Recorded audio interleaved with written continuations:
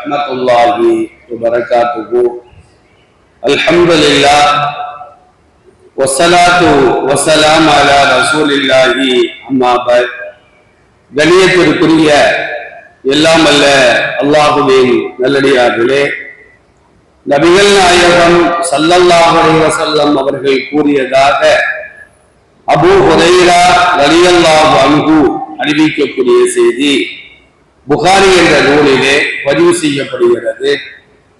ஒருவர் நல்ல விதமாக ஒழு செய்த பின்னால் அஷ்ஹது அல்லா இலாஹா இல்லல்லாஹு வஹ்தஹு லா ஷரீக லஹு வ அஷ்ஹது அன்ன முஹம்மதன் அப்துஹு வ ரசூலுஹு என்று கூறுவாரேயானால் அல்லாஹ் ரப்புல் ஆலமீன் அவருக்கு சுவர்க்கத்தினுடைய 8 வாசல்களையும் திறந்து வைத்து, இந்த வாசல்களில் எதன் வழியாக நீ செல்ல நாடுகிறாயோ அந்த வாசல் வழியாக நுழைந்து கொள் என்று அல்லாஹ் கூறுவான் என்பதாக நபிகள் நாயகம் ஸல்லல்லாஹு அலைஹி வஸல்லம் அவர்கள் கூறுவார்கள். நல்ல விதமாக ஒழு செய்ய வேண்டும். ஒழுவினுடைய கடமைகளை நாம் பேணி செய்ய வேண்டும். ஒழு செய்து முடித்த பின்னால் அஷ்ஹது நான் சாட்சி கூறுகிறேன், அதாவது லா இலாஹா இல்லல்லாஹு அல்லாஹ்வை தவிர வணங்கப்படுவதற்கு வேறு கடவுள் யாரும் இல்லை என்று நான் சாட்சி கூறுகிறேன். வஹ்தஹு அவன் தனித்தவன், லா ஷரீக லஹு அவனுக்கு இணையானவர்கள் உலகத்தில் யாரும் கிடையாது. வ அஷ்ஹது அன்ன முஹம்மதன் அப்துஹு வ ரசூலுஹு முஹம்மது ஸல்லல்லாஹு அலைஹி வஸல்லம் அவர்கள் அல்லாஹ்வுடைய அடியாராகவும் அல்லாஹ்வுடைய திருத்தூதராகவும் இருக்கிறார்கள் என்று நான் சாட்சி கூறுகிறேன். இந்த கலிமாவை மட்டும் சொன்னால் கூட போதும். ஆனால் சில ஹதீஸ்கள்ல நபி ஸல்லல்லாஹு அலைஹி வஸல்லம் ஒரு துஆவையும் கற்றுத் தருகிறார்கள். அல்லாஹும்ம ஜஅல்னி மினத் தவ்வாபீன வஜஅல்னி மினல் முத்தத்தஹ்ஹிரீன். இந்த துஆ தான். நம்மள சில பேர் இன்னும் சில துஆக்கெல்லாம் சேர்த்துக்குவாங்க. அல்லாஹும்ம ஜஅல்னி மினத் தவ்வாபீன் வஜஅல்னி மினல் முத்தத்தஹ்ஹிரீன் வஜஅல்னி மின் இபாதிக ஸாலிஹீன் வர்ஸுக்னல் ஜன்னத யா ரப்பல் ஆலமீன். இதை அவர்கள் அதிகமாக சேர்த்துக் கொள்வார்கள். நபி ஸல்லல்லாஹு அலைஹி வஸல்லம் எந்த துஆவை கற்றுத் தந்தார்களோ அதை மட்டும்தான் நாம் ஓத வேண்டும். ரசூலுல்லாஹ் என்ன சொன்னாங்க? அல்லாஹும்ம ஜஅல்னி மினத் தவ்வாபீன், யா அல்லாஹ் பிழை பொறுக்கப்பட்டவர்களை என்னையும் நீ ஆக்கிவிடு. வஜஅல்னி மினல் முத்தத்தஹ்ஹிரீன் பரிசுத்தவான்களில் என்னை நீ ஆக்கிவிடு. இதோடு நாம் நிறுத்திக் கொள்ள வேண்டும். இந்த துஆவை நாம் ஓதினால் ஃபுத்திஹத் லஹு ஸமானியத்து அப்வாபில் ஜன்னah, 8 சொர்க்கம் சொல்வாங்க. 8 சொர்க்கம்லாம் கிடையாது. சொர்க்கம் என்பது ஒன்றுதான். ஆனால் அதற்கு 8 வாசல்கள் இருக்கும். தொழுகையாளிகள் ஒரு வாசல் வழியாக, நோன்பாளிகள் ஒரு வாசல் வழியாக, ஹஜ்ஜி செய்தவர்கள் ஒரு வாசல் வழியாக, தான தர்மங்கள் கொடுத்தவர்கள் ஒரு வாசல் வழியாக, உறவுகளை சேர்ந்து வாழ்ந்தவர்கள் ஒரு வாசல் வழியாக, இப்படியாக 8 வாசல்களை அல்லாஹ் வைத்திருப்பார். அபூபக்கர் சித்திக் ரலியல்லாஹு அன்ஹு ரசூலுல்லாஹ் கேட்டாங்க, யா அல்லாஹ், அல்லாஹ்வின் திருத்தூதரே, அல்லாஹ் யாரையாவது 8 வாசல் வழியாகவும் வாருங்கள் என்று அழைப்பானா அப்படின்னு கேட்கிறாங்க. யாரு? செய்தனா அபூபக்கர் சித்திக் ரலியல்லாஹு அன்ஹு. ஏன்னா அவருக்கு அந்த ஆசை இருக்கு. அவன் 8 வாசல் வழியாகவும் என்ன செய்யணும்? சொர்க்கத்துக்குள்ளால போகணும். ஆசை இருக்கு. அந்த வார்த்தைகள் வாயில வருது.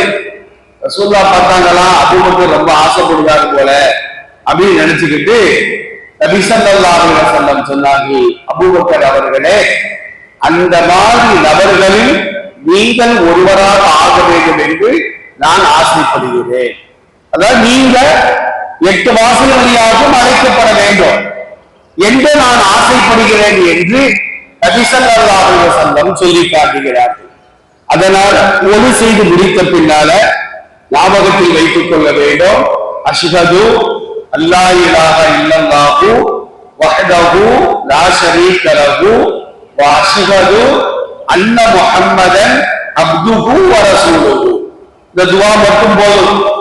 அல்லது அதுக்கு அல்லாஹும்ம ஜஅல்னி மினத் தவ்வாபீன வஜஅல்னி மினல் முத்தத்தஹ்ஹிரீன் அப்படிங்கிற துஆவை நாம் ஓதினால் இந்த பாக்கியத்தை அல்லாஹ் தருகின்றார். மற்றொரு ஹதீஸை நாம் திறந்து பார்க்கின்றோம். ஒளி செய்கின்ற பொழுது முகத்தை நாம் கழுவுகின்றோம், கையை நாம் கழுவுகின்றோம், காலை நாம் கழுவுகின்றோம், வாயை கொப்பளிக்கின்றோம். இப்ப வாயை கொப்பளிக்கும் பொழுது நாம சின்ன பாவங்கள் செஞ்சிருப்போம், யாரையாவது பற்றி தப்பா பேசியிருப்போம். அந்த வாயை கொப்பளிக்கின்ற நேரத்துல கடைசி சொட்டு தண்ணீர் கீழே விழுகின்ற பொழுது அந்த பாவங்கள் கடைசி சொட்டின் வழியாக வெளியேறிவிடும். முகத்தை நாம் கழுவுகின்ற பொழுது நம்முடைய கண்கள் செய்த பாவங்கள் கடைசி சொட்டின் வழியாக வெளியேறிவிடும். கைகளை நாம் கழுவுகின்ற பொழுது கை செய்த பாவங்கள் கடைசி சொட்டின் வழியாக வெளியேறிவிடும். இது நபி ஸல்லல்லாஹு அலைஹி வஸல்லம் சொல்றாங்க. ஆனால் யாரு கழுவும் போது பாவம் வெளியாகுது மற்றவங்களுக்கு தெரியாது. இப்ப நான் ஒளி செய்கிறேன், என்னுடைய முகத்தில் நான் கண்கள் செய்த பாவம் வெளியாகுவதை என் பக்கத்துல ஒளி செய்தாலும் பார்க்க முடியாது. அவரு பாவம் வெளியாகிறத நாம் பார்க்க முடியாது. ஒருவருடைய குற்றத்தை மற்றவர்கள் பார்க்காத அளவிற்கு அல்லாஹ் மறைத்து வைத்திருக்கின்றார். இந்த ஆற்றல் நபி ஸல்லல்லாஹு அலைஹி வஸல்லம் அவர்களுக்கு கூட கிடையாது. யார் யார் ஒளி செய்யும் போது எந்தெந்த பாவங்கள் வெளியாகுது அப்படின்னு தெரிஞ்சிச்சுன்னு வைக்கல, நம்ம அவர்கிட்ட பேச மாட்டோம். அப்ப இவர் என்னென்ன பாவம்லாம் பண்றாங்க, இவற்றை போய் நம்ம எப்படி பேசுறது, இவற்றை எப்படி நட்பு வைக்கிறது அப்படின்னு நம்ம விலகி விடுவோம். அதனால் ஒருவர் செய்த பாவத்தை மற்றவர்களுக்கு அல்லாஹ் காட்டி கொடுக்க மாட்டார். நம்ம இரவு நேரங்கள்ல எவ்வளவோ பாவங்கள் செய்கின்றோம், அல்லாஹ் மட்டும்தான் அறிவார், வேறு யாரும் அறிய முடியாது. ஆனா சில பெரியார்கள் என்ன செய்வாங்க அப்படின்னா எழுதி வச்சிருக்கிறாங்க கட்டுக்கதைகள். ஒருத்தர் ஒளி செய்யறார் அப்படின்னா அவர் முகம் செஞ்ச பாவம், கை செய்த பாவம், கால் செய்த பாவம் நான் பார்த்திருக்கிறேன், அது பன்னிக்குட்டியாக ஓடும், கழுதையாக ஓடும்.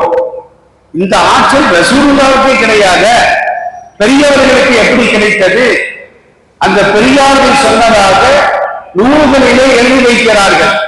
ஒருவர் ஒளி செய்யும் போது நான் பார்த்தேன், அவர் முகத்தை கழுவுகின்ற பொழுது ஒரு 4 பன்னிக்குட்டி ஓடுது, ஒரு 4 கழுதை ஓடுது, ஒரு 4 எருமை ஓடுது அப்படின்னு அடுத்தவர் செய்கிற பாவத்தை இவர் பார்த்ததாக பெரியார்களின் கண்ணியத்தை உயர்த்த வேண்டும் என்பதற்காக இது போன்ற கட்டுக்கதைகளை எல்லாம் எழுதி வைத்திருக்கக்கூடிய காட்சியினை பார்த்து வருகின்றோம். அருமையானவர்களே, ஒன்று பாவம் செய்தவன் தன் பாவத்தை நான் செய்தேன் என்று வெளிப்படுத்த வேண்டும், இல்லை என்றால் அடுத்தவர் வெளிப்படுத்த வேண்டும். இது ரெண்டும் தவிர ஒருவர் செய்த பாவத்தை அல்லாஹ் என்ன செய்ய மாட்டான்னா ஒருபோதும் வெளிப்படுத்தவே மாட்டான். சத்தாருடைய பாவங்களை மறைக்கக்கூடியவன். அல்லாஹ் நாடி இருந்தா நாம ஒரு நாளைக்கு செய்யற பாவத்தை ஃபுல்லா என்ன செஞ்சோம்னா அல்லாஹ்க்கு வெட்ட வெளிச்சமாக மற்றவர்களுக்கு போட்டு காட்டி வரலாம். அப்படி போட்டு காமிச்சாங்க யாரையும் பார்க்க மாட்டோம், எல்லாருமே பாவம் செய்கின்றோம். அப்ப அல்லாஹ்வை மறைத்த ஒன்று இந்த பெரியவர்களுக்கு எப்படி தெரிய வந்தது? அதுதான் ஆச்சரியமாக இருக்கிறது. அதனால நம்ம என்ன செய்யணும்? ஒளி செய்து முடித்த பின்னால இந்த துவாக்களை ஓதினால் அல்லாஹ் நம்மை பாவங்களை மன்னித்து பரிசுத்தவான்களாக ஆக்கி வைத்து, எந்த அளவுக்கு பரிசுத்தவான்களாக ஆக்கி வைப்பான்னா சுவர்க்கத்தினுடைய 8 வாசல்ல ரையான் வாசல் வழியாக போகணுமா போயிருக்கான், பாபு சலா அப்படிங்கிற வாசல் வழியா போகணுமா போயிருக்கான் என்று அல்லாஹ் நமக்கு அனுமதி தருவார் என்பதை நபி ஸல்லல்லாஹு அலைஹி வஸல்லம் சொல்லுகிறார்கள். எல்லாம் அல்லாஹ் ஜல்லஷானஹு தஆலா சுவர்க்கத்தினுடைய எல்லா வாசல் வழியாகவும் அழைக்கப்படுகின்ற நல்லடியார்களின் கூட்டத்தில் என்னையும் உங்களையும் நம் குடும்பத்தார்களையும் வருங்கால நம்முடைய சந்ததிகளையும் காலம் சென்ற நம்முடைய முன்னோர்களையும் அல்லாஹ் ஆட்சி அருள் புரிவானாக. வாஹிரு தஅவானா அல்ஹம்துலில்லாஹி ரப்பில் ஆலமீன். அஸ்ஸலாமு அலைக்கும் வரஹ்மத்துல்லாஹ்.